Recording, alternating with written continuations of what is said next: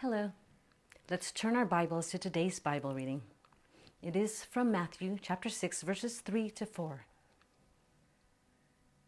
But when you give to the needy, do not let your left hand know what your right hand is doing, so that your giving may be in secret. Then your Father, who sees what is done in secret, will reward you.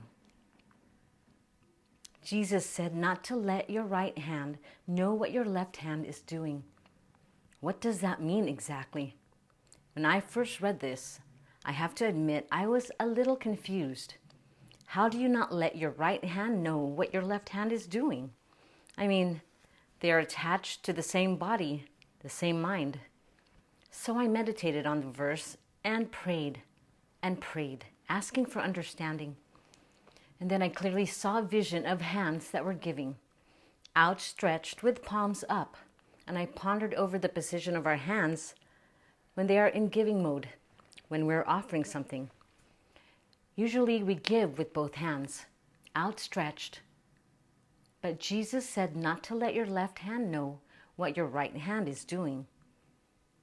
In order to do so, this means we would have to consciously hide our left hand behind our back, so as not to see what the right hand is doing.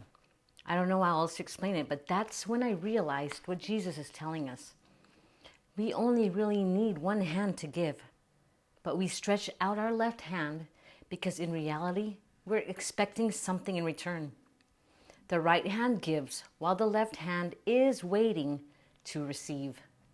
We almost always expect something in return for our generosity or thoughtfulness, maybe a thank you, maybe praise from the one you gave to, that they let everyone know that you gave to them, how kind you are, or maybe even a favor return someday.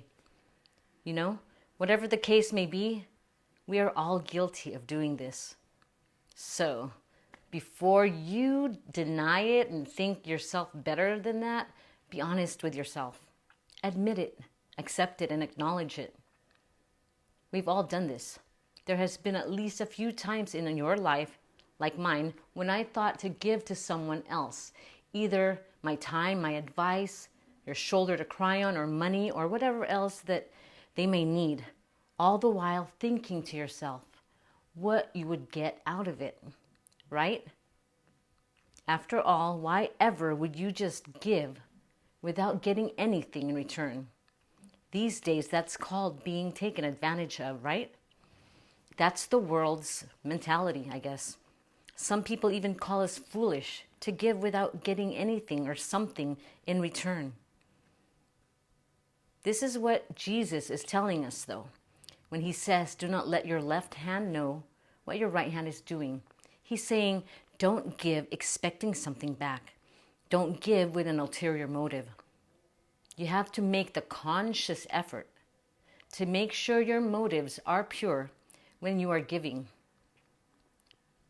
So if your receiving hand isn't aware that your giving hand is giving, then it won't expect anything in return.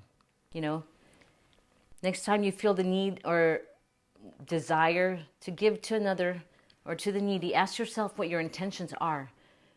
Retrain your thinking and give with no expectations of something in return, now or sometime in the future. Give because you want to. It will take practice to give in secret, meaning giving without making sure everybody knows that you did such a good thing, that you gave something to someone. Giving without needing to be glorified.